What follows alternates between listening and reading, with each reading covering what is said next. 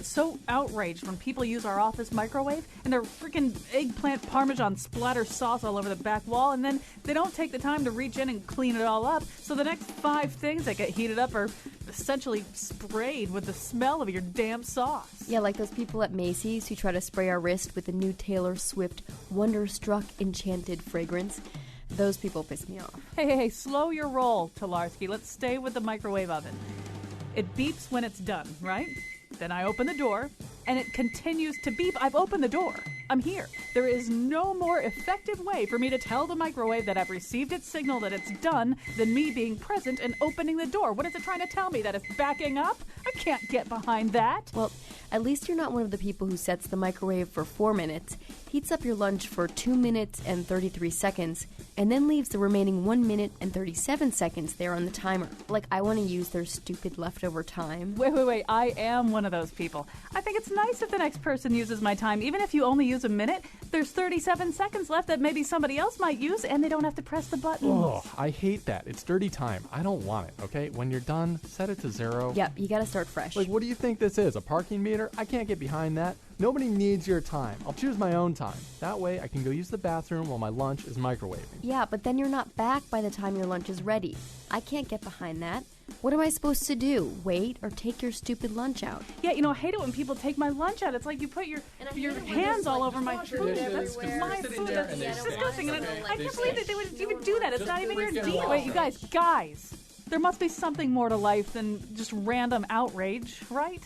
No, I don't think so. Not so much. It's what keeps me going. Me too. On the nose today, we'll talk about the way outrage fuels what's in the news. And now he gets really crabby when the Teletubbies smoke in his breezeway. Colin McEnroe. I do. I don't like it. And they're supposed to be role models anyway. All right. So one of the things we concluded about today's nose is that a lot of the topics that we were looking at, and this is what we sometimes call on the nose the Papulian through line, when Irene Papoulis is able to look at a whole bunch of fairly disparate topics and say, oh, no, they're all about X. And today it was outrage. So I'm going to tell you, first of all, who the nose panelists are. And then I'm going to tell you what some of the topics are, and then we're going to talk about outrage. A little bit later in the show, if we have time, some of us, I don't think Irene will participate so much in this, some of us may wish to also to discuss a less outrageous topic, the beards being grown by the Boston Red Sox. Towards the end of the show, also, we're going to talk about some endorsements, some things that we like that you might like, which of course we do every week. With us today is a food writer, film writer, fiction writer, every kind of writer, Rand Richards Cooper, and also Irene Papoulis, professor from Trinity College, professor from The Cut, a magazine for Connecticut's rapidly aging young adults. It's Teresa Kramer. We have sort of 3 topics we're going to run through really quickly here, but all of them do have to do with they all have the effect of getting somebody really mad. So, Irene, since it's your Papulian through line, explain what you were sort of seeing in these 3 topics. Or maybe in the news in general, you see this. Yeah, okay. It's just kind of the concept of outrage in general, I think, is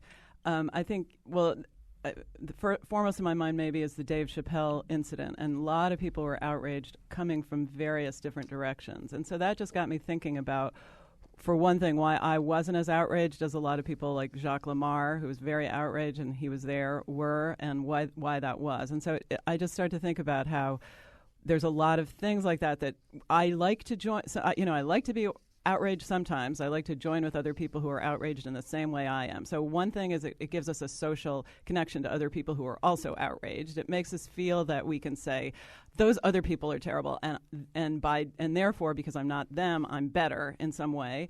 And it also has to do with the things that it's also very, I think you can really read people's outrage in terms of as a way of understanding what their values are about things, so people that are maybe someone like me who likes, who's interested in self-sabotage, who often feels, like I have maybe fear of success, resisting success, all that. I look at Dave Chappelle and I can sort of, I am Dave Chappelle's sort of lack of success in some ways, and people are outraged. Wait a minute. I like that as your T-shirt. I am Dave Chappelle's lack of success. Perhaps a blog. Yeah. Or I also like that as your Match.com ad. I'm interested in self-sabotage. Yeah. So anyway, so I think as we talk about why we're outraged and who's outraged, I think it'd be interesting just to think about what that tells us about whoever's outraged. Well, let me just tell you quickly about sort of the three items that we seized upon that in some way or another evoke outrage. And I'll tell them in a certain order. One of them has sort of been in the news this week. It's been page one news, I think, more than once in the Hartford Current, subjects of editorials, too, and stuff like that. It involves the Newington Housing Authority and specifically a senior housing complex in Newington, where they implemented a no smoking policy. They actually implemented, I think, in 2011. But there's still one guy. He's 90 years old. He's a World War II veteran, and he won't do it. The non-smoking policy says you can't smoke inside your unit, and you have to get at least 10 feet away from the nearest first-floor window in order to smoke. He says, well, he's got some shrapnel wounds and stuff like that. It's hard for him to walk 10 feet away from the window, and he still wants to smoke. Plus, he's 90 years old. And he's 90 years old. Why R.J. Reynolds doesn't step forward and buy him a motorized wheelchair or anything, since he's living proof that you can live to be 90 years old despite your horrific smoking habit, I don't know. But anyway, this has sort of been, I think, the kind of outrage that triggered the kind of outrage that I think Irene's talking about when she sort of says it allows us to sort of divide up into groups. You know, a certain kind of group goes one way, a certain kind of group goes another way. We'll come back to that in just a second. Now, Rand called our attention to a headline in the estimable Journal of Ideas, the New York Post. Rich Manhattan moms hire handicapped tour guides so kids can cut lines at Disney World. The headline kind of tells the whole story, but we'll tell you a little bit more about that as we go along, as we tick through these two things. And then the story to which Irene was referring. We started off last week's notes with a lengthy discussion of the previous night's explosion on stage by Dave Chappelle. Maybe even explosion isn't the right word. Meltdown is the other word that gets used. That's not quite right either, but he didn't like the way the fans were talking back to him. He got mad. He stopped talking. He stood out on stage for about 35 minutes, I think, whatever his contractually allotted time was, reading a self-published book by a fan and smoking cigarettes and just being mildly, numbly antagonistic with the audience. Since then, he suggested that if North Korea drops a bomb anywhere in the United States, it should be in Hartford, and blamed the problems on young white alcoholics who he said constituted the large portion of the audience that was bothering him anyway. So, meanwhile, that's been there have been rejoinders since then, and Mayor Pedro Segarra has basically said, "Shut up and do your job and take some yoga classes." So a war of words has broken out. Lots of outrage there. So, but let's tick through them really quickly, and then we can sort of maybe, and as we do that, maybe we can sort of link them together and explore the overarching themes of outrage. So, well, and by the way, if you want to be part of any of this conversation, if you're that unwise, you can call 860-275-7266. You may tweet us. There's a special hashtag for today. It's hashtag NoseRage. But you can tweet us at WNPR Colin. Hashtag NoseRage.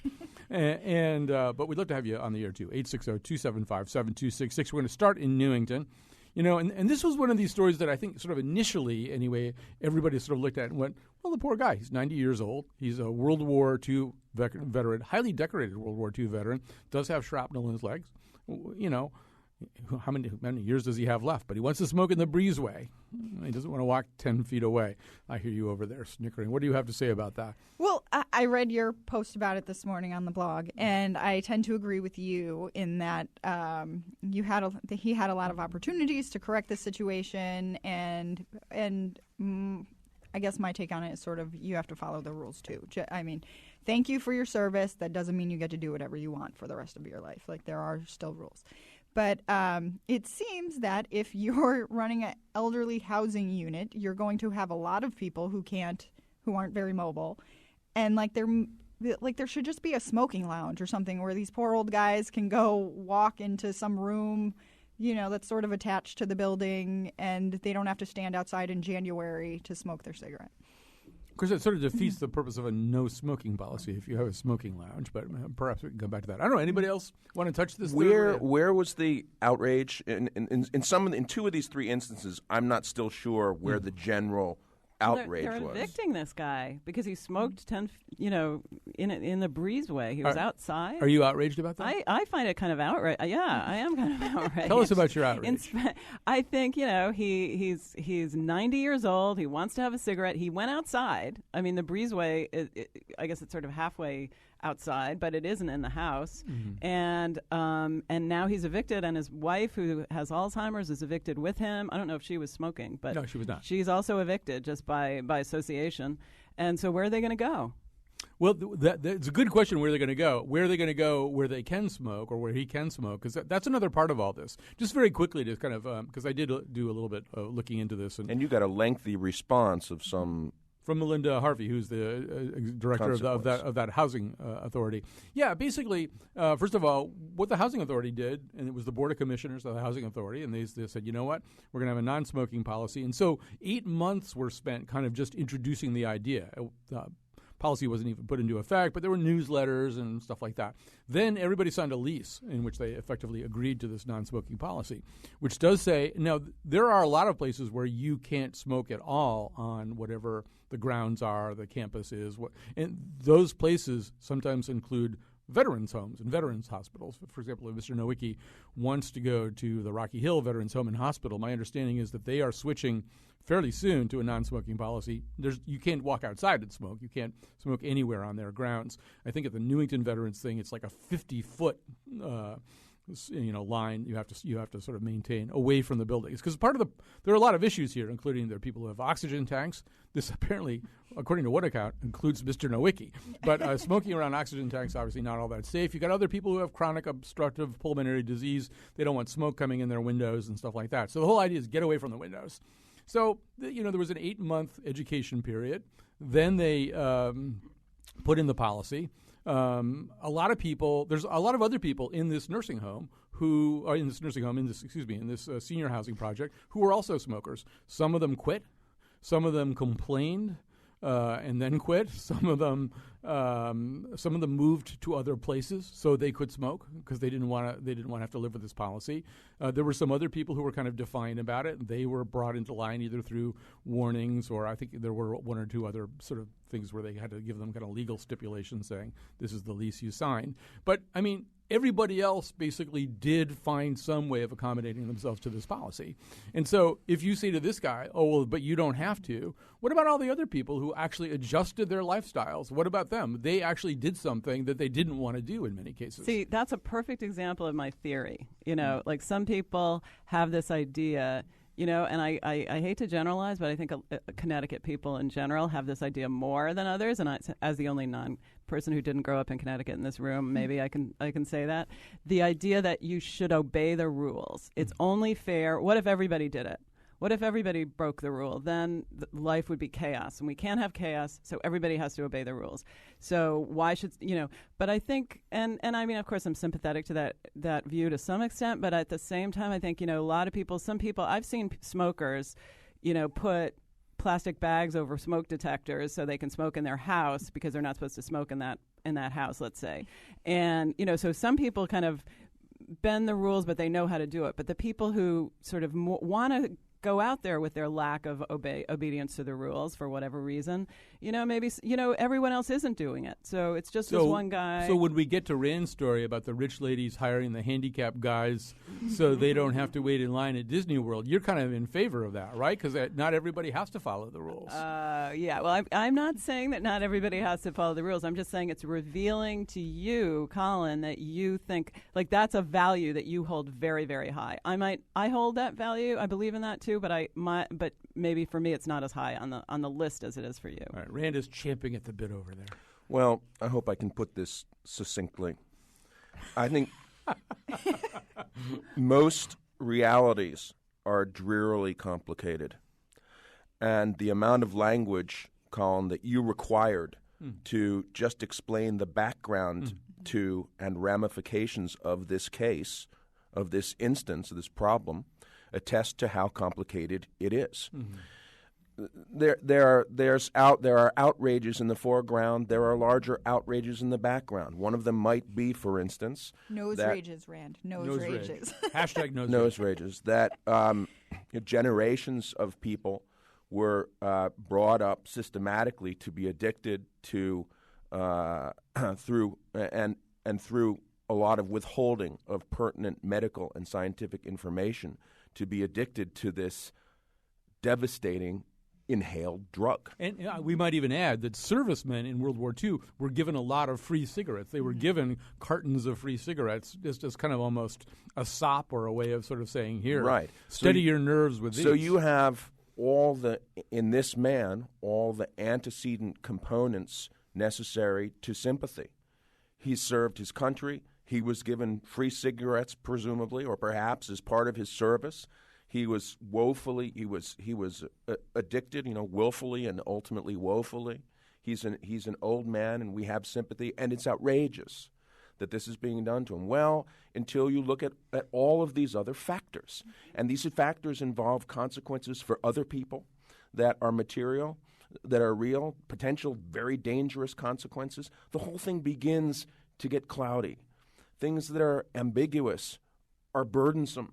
You want relief and you want clarity. Outrage is a great clarifier, and it's something that we seek in order to make things in certain instances easier for ourselves. And I think you can see this in certain ways in all three of the instances we've taken, and I would say even, interestingly, in the Disney one. Oh, I can't wait for that. I certainly reject the notion that I am some wave-faced rule follower, and that Irene is this wild rebel. But I think, although we do see that in her behavior. In her behaviors. Yeah. But I think another thing that's missing from my explanation is that when in fact this guy started to run afoul of the rules, he was given a spoken warning, a written warning, and then there's something called a CAPA notice that you get, which is a prelude to getting a notice to quit, which is an eviction notice. And at all of those junctures, he's informed. I think it's standard policy in these situations to say, please come in and talk to us, and let's sort of figure out what's going on here. And at none of those junctures did he exercise that option. So he was just completely silent the whole time. From what I can tell, now I only really have the housing authority's version of this, but that's my understanding anyway. That what they typically do is say, all right, well, what do we have to do to get you 10 feet or more away from these windows? Do you need this? Do you need that? Do we need a ramp? What do you need? How can we get you to? Because nobody likes to evict anybody. It's a real pain in the neck to evict somebody. It's much easier to figure out what it is that they want. They're going to wind up in court on September 17th. And going to court is a huge pain in the neck. So typically what you do is you sort of try to figure something out, and that never happened here. And also, you would think if he's in the breezeway, he's already 3 feet. So he only has like 7 more feet he has to go.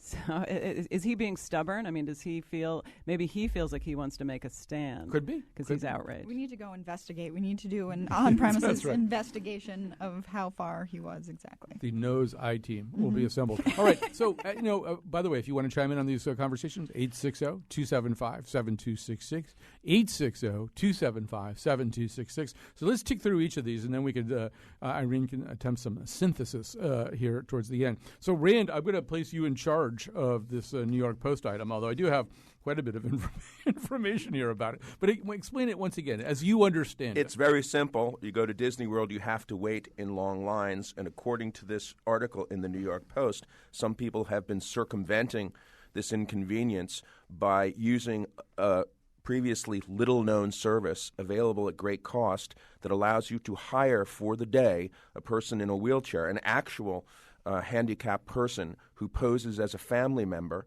and this allows you to go straight to the head of all the lines at Disney. Costs about $1,000 a day. When I first came across this, I sent it to Colin as, we should do a show on these 10 things automatically send you to hell after you die. So my initial reaction was instantly, one of outrage. It's on the face of it outrageous.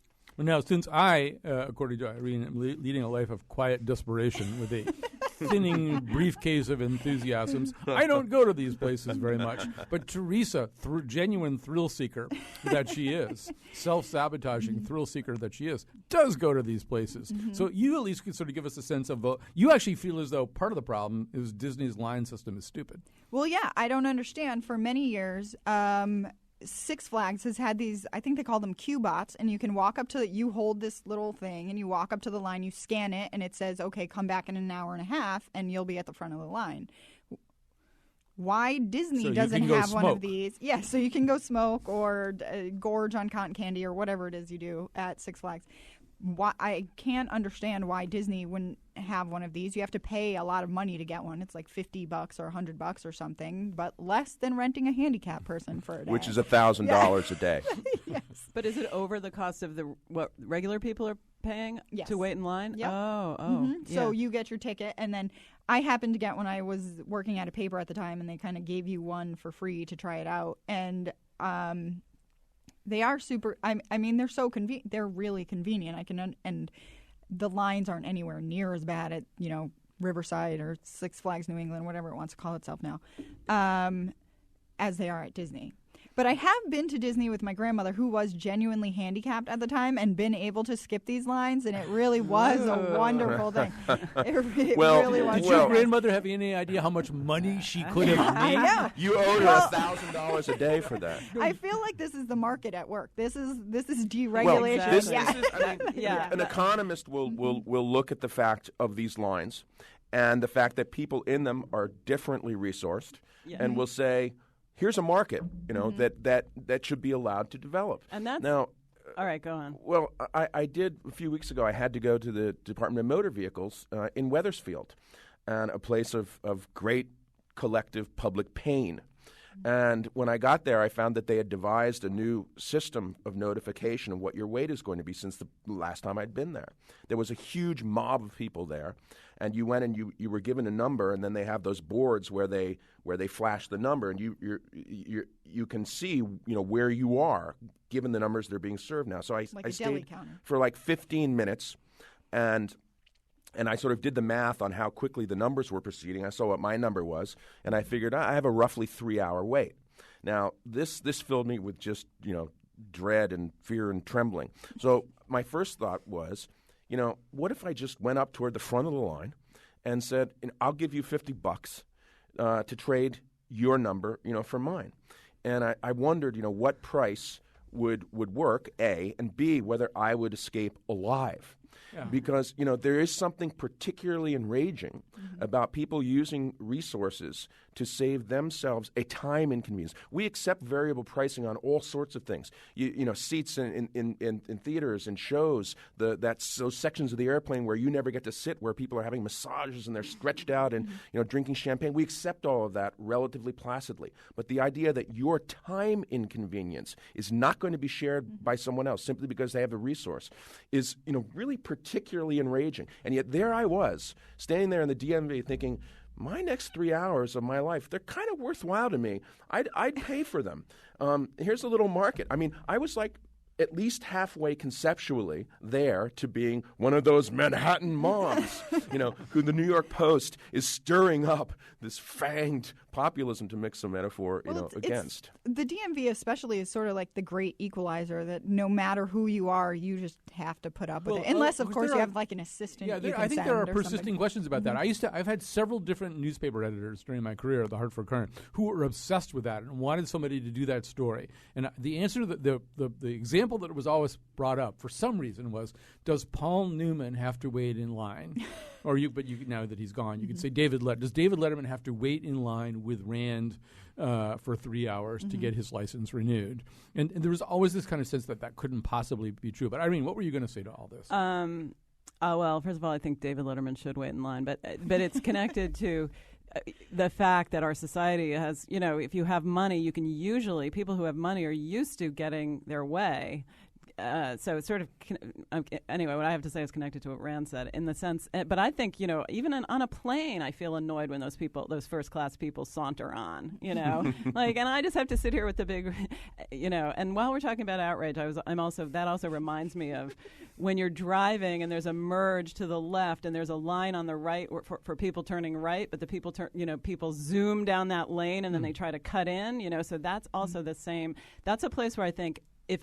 That's where I'm really sort of one of those people that says it's wrong. Okay, all right, it's wrong to do that. Let me ask you a philosophical. I have to respond to that, though. Okay, let me ask a philosophically framing question here. And and then we can wrap this up. We'll go to break. We'll come back. We'll add the Dave Chappelle component to all this, and I hope we get to the beards too. But meanwhile, Diana tweets: doesn't Disney have some kind of queue system? I swear they did when I went in 2001. We don't know. We're not experts on that. So here's my philosophically framing question: is there a difference between seeking a privilege that exists somehow and seeking one that really doesn't exist? So, for example, the airplane, they have a system, and if you pay $60 more, you can get a little bit more legroom. You pay a lot more money, you get champagne and caviar. That's a system. It exists. You know what it is, and then you decide or are forced by necessity to either exercise it or not. Whereas the person speeding down the left-hand lane is seeking an advantage that really doesn't exist. The person who hires a handicapped person so that they can get in to the rides without waiting in line is seeking an advantage that doesn't really exist. They're manufacturing one that other people don't even know about and wouldn't even suspect existed. But I'm asking rather than saying, is there any kind of difference between those two things? Well, in the Disney line, they're inventing a means that is hidden and other people don't know it, and they're paying premium dollar for it. It would not be available even if it were openly advertised at the prices, at these prices. Almost no one in that line would avail him or herself of it. The person who is speeding along in that lane is doing something that theoretically any person can do, but there's an unspoken categorical imperative that suggests that if we all try to do this, no one will be able to. Chaos will ensue, and therefore each one of us takes upon himself or herself, that suppression of that desire in order to promote the general welfare. The person who doesn't do that incites your rage in a frankly political way. And by the way, I never knew that you went around with so much ready outrage. One wouldn't know that. 2 seconds ago, she was all in favor of being this maverick who doesn't follow the rules. Now, but I just want to say, not when it comes you're to zooming past her Prius. The perfect place to test yourself on this traffic thing, the perfect place is on I-84 East coming into the city. The entrance ramp from 46 Sisson Avenue continues for a very long way and eventually becomes the off-ramp for Asylum Avenue and Capitol Avenue. And those two right-hand lanes are never occupied. At rush hour, the left-hand lanes that are on I-84 East are totally packed. Now, if you enter on Sisson Avenue and you stay in that right lane, after a certain point, people can't tell whether you've come all the way from Sisson Avenue or whether you've just gotten on from one of the subsequent entrances. In other words, you can go out there and no one knows whether one can accuse you. No one can give you that look of outrage because they don't know that you didn't just get on from the subsequent on-ramp. That was really complicated. All right, we have to take a break. If we're going to get to Dave Chappelle, we got to take a break, and we'll come back. Shows on TV and 12 minutes of advertising. I can't get behind that kind of time. Eat quickly, drive faster, make more money now. I can't get behind that. My kids say, he said to me, and I'm like, and he's like, and she's like, it's all, he's all, she's all. I can't get behind that kind of like English. And we're back. It's a day of nose rage. We're talking about things that outrage people and possibly outrage us. And just so I don't forget to say it, one of the things that does outrage me is the culpability of the press in all this. I feel as though the Hartford Courant, which is sort of my mothership newspaper, has handled that whole Newington situation in such a way as to inflame what is essentially a pretty small-time beef at a public housing authority in Newington. But you would think it was Syria the way they're reporting it. So, and I think there's a lot of that going on here. Now, whether or not that's the case with Dave Chappelle is a whole other situation. Now, just to refresh, just to bring you up to date, so Dave Chappelle was here last Thursday night, not last night, but last Thursday night, and he had a bad encounter with his audience, and so much so that he really essentially stood on stage and refused to perform. Since then, he has been using this incident, which became a national story. He's been using that incident in his act. And so, he's been saying if North Korea were to drop a bomb in the United States, I hope it lands in Hartford, Connecticut. He's talked a little bit about the similarities and differences between himself and Michael Richards, formerly known as Kramer, who had his own meltdown on a similar comedy stage. He has complained about the suburban torturers, a room full of white people and young white alcoholics. He has made it racial, and he's stirred up people yet again. So I don't even know exactly. Well, actually, Teresa, one thing that you said as we were all emailing about this is that somehow or other this also is an argument about privilege. Well, yeah. I think Dave Chappelle, long before this ever happened, had a problem with sort of the young white alcoholic audience that he had cultivated sort of unintentionally, and that was part of why he walked away from his show. He felt more that there were all these bros that Colin did a show on who loved him, and he was not sure they were taking his comedy in the way that it was meant, and that maybe they were laughing at him and not with him to some degree. And so I think he is sort of annoyed at the privilege of these suburban kids who are demanding that he perform. And at the same time, the audience members are angry about the fact that they paid for something and they didn't get what they paid for. And it's all just one big privileged mess. Everybody's mad at everybody else's privilege because, I mean, Dave Chappelle's complaints seem pretty small when you consider he walked away, was it $39 million? That you have a hard time caring what he's mad about.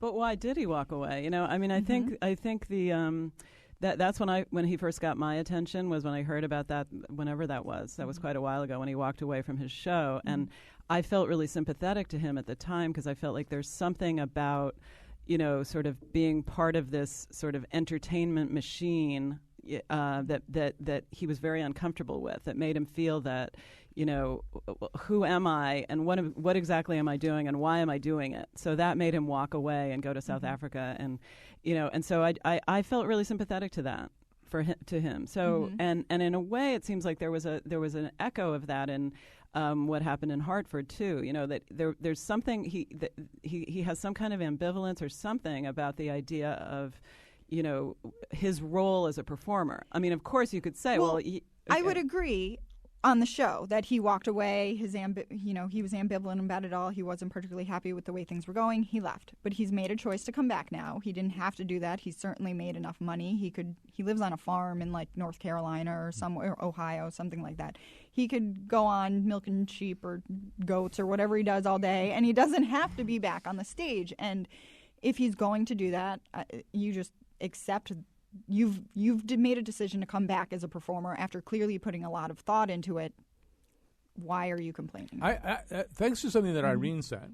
Let me just bring this up, and I want to hear what Rand has to say. But I have a different perspective on this than I had last week when we talked about it.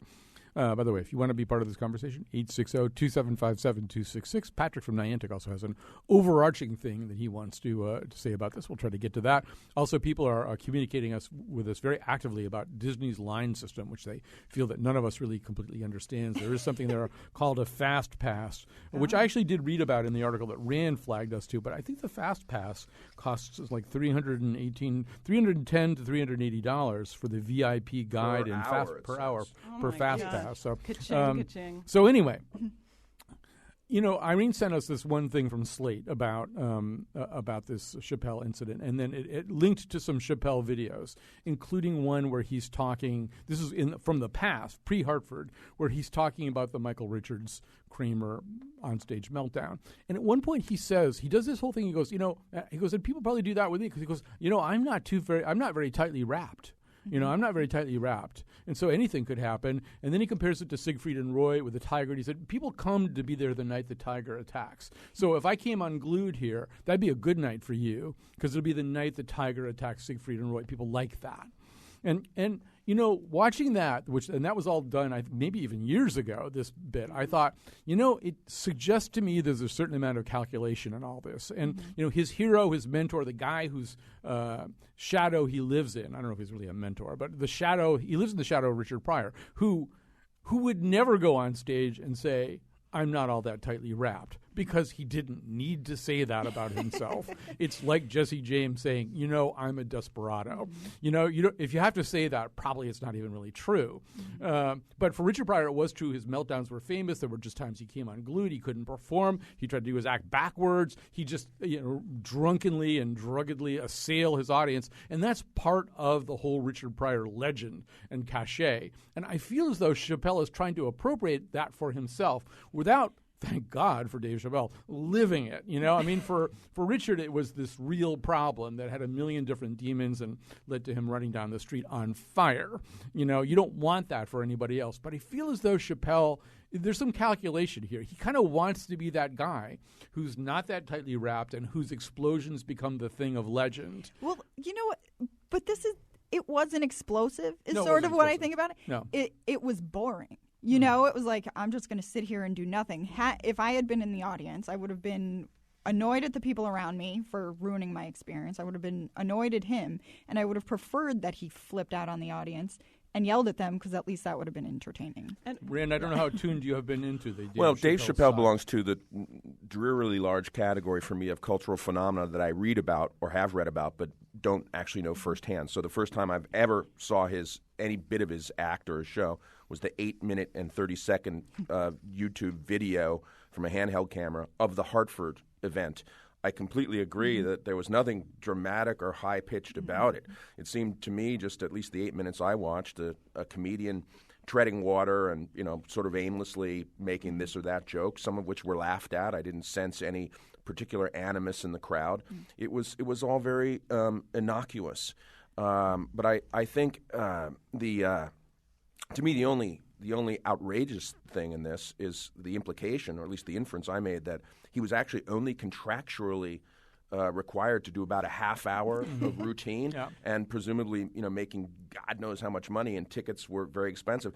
I have a readily available outrage, like most citizens in the United States do, and it arises out of simple envy, like how can figure X, baseball player, politician giving a speech, comedian giving a half hour, make dollars Y? That's outrageous. That's a whole another branch of this topic. But That's I would say that is nose-rageous. But I would just say this: stand-up comedy is a particularly fraught transaction with an audience, and it places performer and audience in an ambiguous relationship of where lots of things are possible that aren't possible in other kinds of performances. This is what gives it its crackling electricity, and as a stand-up performer, you have to not only expect that, you embrace it, you thrive in it. It's difficult, it's weird. Hey, he had a bad night, he couldn't do it, didn't want to do it, and decided not to do it. And that decision is probably more likely to happen, sadly, in a market like Hartford,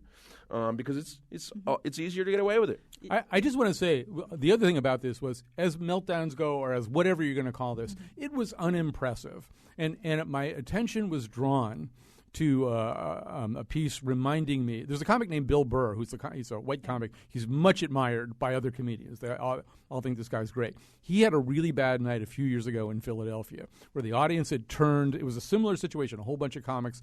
The audience had turned against a comedian named Dom Herrera, who'd been on right before him. He came out and he had this very, very hostile audience to deal with, and he improvised this 10-minute tirade against Philadelphia, almost none of which I can quote, in which he insults cheesesteaks, every home sports team, and expresses a desire to stick the Liberty Bell up Ben Franklin's hiney. And I can give you a little bit of it with some words change.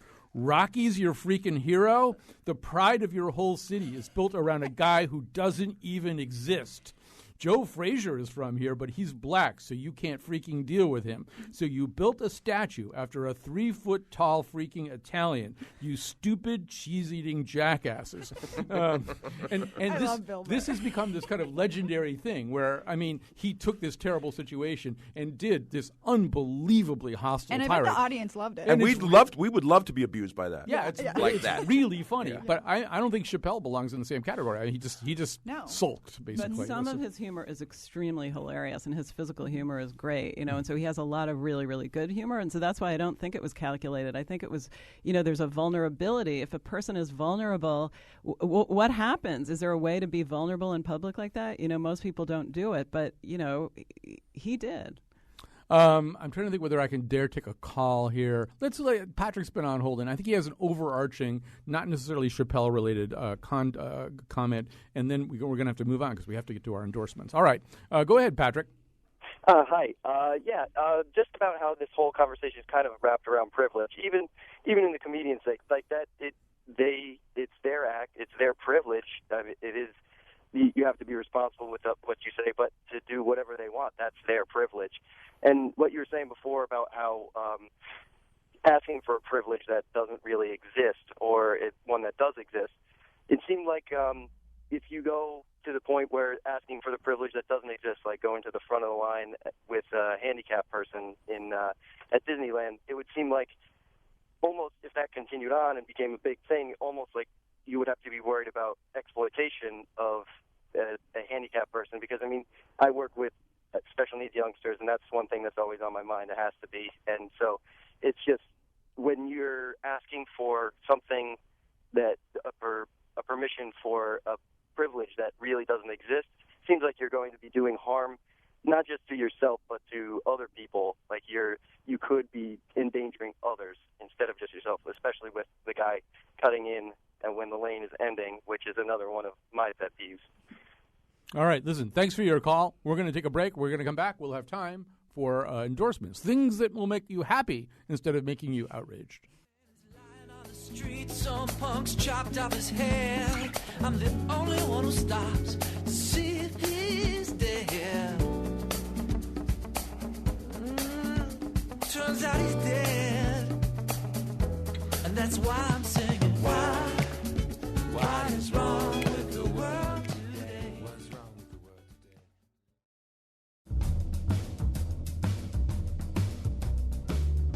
today? Another thing I really hate is when I'm in the kitchen cooking and there's a 6-foot-tall blue and green guinea pig with Khloe Kardashian's face looking over my shoulder the whole time.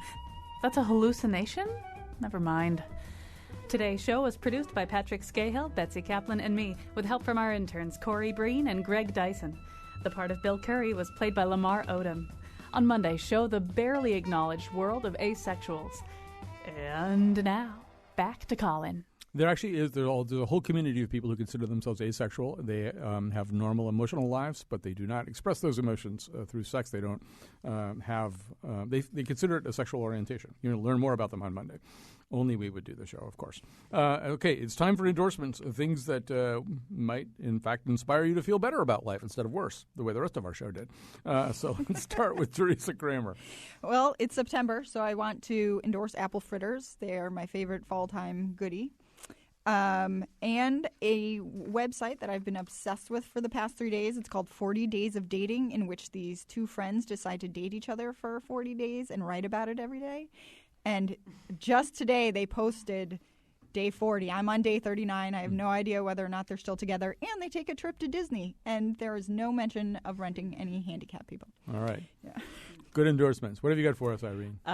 Last Friday night, I was in Collinsville, Connecticut, at this art show. Colin founded that place. Colin founded it. Yeah, it's his It town. was founded in honor of me. And my boyfriend and I happened into the LaSalle Market, and they were having this, apparently what they have every night, so they'll have it tonight too, an open mic, and it was a very interesting mixed crowd. I saw this English major from Trinity who was singing, and it was just a relaxed atmosphere, and really, and I saw the guy that does the Myers-Briggs, Paul Teager, he was playing guitar up on stage, and it was just a delightful evening. So if you want to go out tonight and just hang out and listen to people play music, that some of whom you might know, it's the LaSalle Market in Collinsville. Open mic. All right. Great endorsement.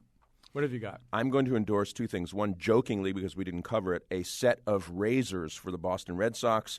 They're growing these weird beards. They look like a bunch of Amish farmers. I think of them these Amish all-stars. So I don't know why they are choosing to look like Mennonites, but I don't like the look. It's actually making me like the Yankees for being clean-cut. Although, can we pause? We actually have a minute or two where we can talk a little bit about this. So the backstory to this, and well, actually, Teresa, you have a quick theory about why they're growing beards. Well, I think it's because they're being the anti-Yankees, because when Johnny Damon left, they made him clean his act up, and now so they're like, well, we're going to look as disgusting as possible so that when you guys are all put together, we don't mix. But Damon's beard and hair looked great. The whole effect was one of savage handsomeness. These guys where's the plow? He looked Damon looked like the Neanderthal in the Geico commercials. Yes. And these guys do. They do look like Mennonites. Now, the backstory to this is kind of interesting, even to people who don't care that much about baseball. For the last 2 years, the Red Sox have had a toxic clubhouse atmosphere. People don't like each other. People don't get along. People don't, pardon me, Irene Papoulis, follow the rules. They don't pull together. It's every man for himself. And one of the things that happened this year was several players who were brought in, not necessarily because of their titanic ability. They're like okay, good players, but because they are famously good clubhouse guys. Two of them are Mike Napoli and Johnny Gomes. The two of them got together on this beard thing, and they started growing their beards together. Johnny Gomes actually says that sometimes when Napoli's at the plate, his kids are watching TV and they think it's daddy because these beards are so big and face obscuring that you just can't tell people apart. And more of the Red Sox started to grow, and it became this kind of fun, solidarity-provoking thing. There's now even a little mini tradition when somebody hits a home run, sometimes somebody else in the dugout will, in a celebratory way, pull on his beard. Plus, they get to do a ZZ Top imitation tour. Yeah, exactly. I mean, and so the beards, I think, it's kind of a nice thing this season.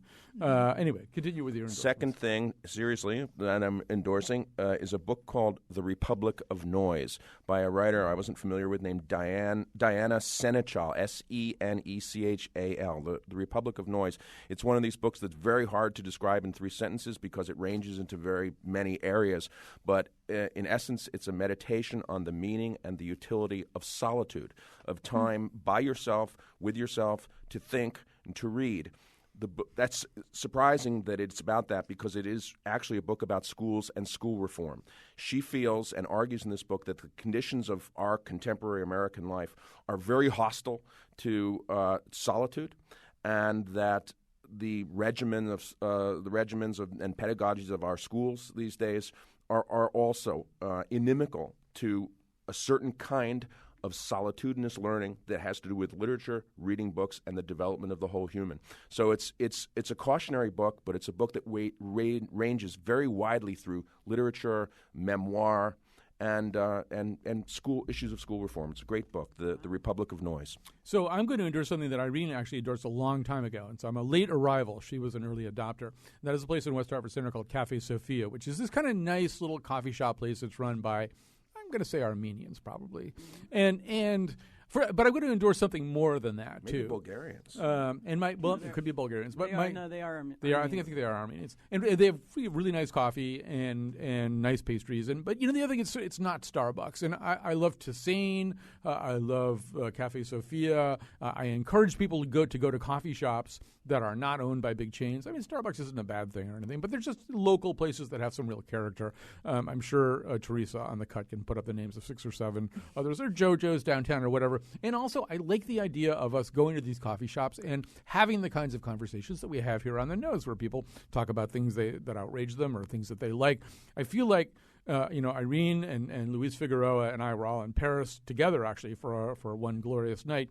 But this summer, Rand's a great fan of Berlin and other German cities where there are these, people sit around drinking coffee and talking about stuff, with no real purpose, no real agenda. Solitude and silence are a great way to learn, but so is sort of the free exchange of ideas in someplace like a coffee shop. So I'm not only endorsing Cafe Sophia, I'm endorsing, gather with like-minded or non-like-minded people into these places and have lively conversations and spend some of your weekend or your weekday free time that way. I'm also going to endorse The Throwaways of Saul Goodman. Saul Goodman is a character on Breaking Bad. He's played by the comedian Bob Odenkirk. There's talk of a spin-off series when Breaking Bad is over that would just be about Saul. That might be too much. It might be pulling the plant up from its garden. But he's, some of these have to be improvised. A couple of weeks ago, the character Jesse Pinkman lit up a joint in Saul's office, and Saul, was appalled by that. And at one point, he went, "Hey, Mr. Natural." Well, Mr. Natural is a reference to this mostly long-forgotten R. Crumb character with a big, long Mike Napoli Red Sox-type beard. And there are all these little sort of Easter eggs that, that are just thrown in with Saul's. And you're usually so tense and so worried that someone's going to get killed because it's Breaking Bad that there's almost no time to enjoy these little throwaways, but they are absolutely wonderful. It's a great performance by that actor. I mean, he raises sort of sniveling self-interest to a principle. I would also quickly endorse, since we talked about the Red Sox, the commentaries of Dennis Eckersley, who has replaced Jerry Remy, who's had to leave because of this horrible family tragedy. Dennis Eckersley is so much fun to listen to. I loved Jerry Remy, but I'm enjoying Dennis Eckersley so much. He has his own language of humps and cheese and hooks and stuff like that. So anyway, we're done. Thanks to Rand. Thanks to Irene. Thanks to Teresa. We'll be back on Monday. On the radio, baby. You me talking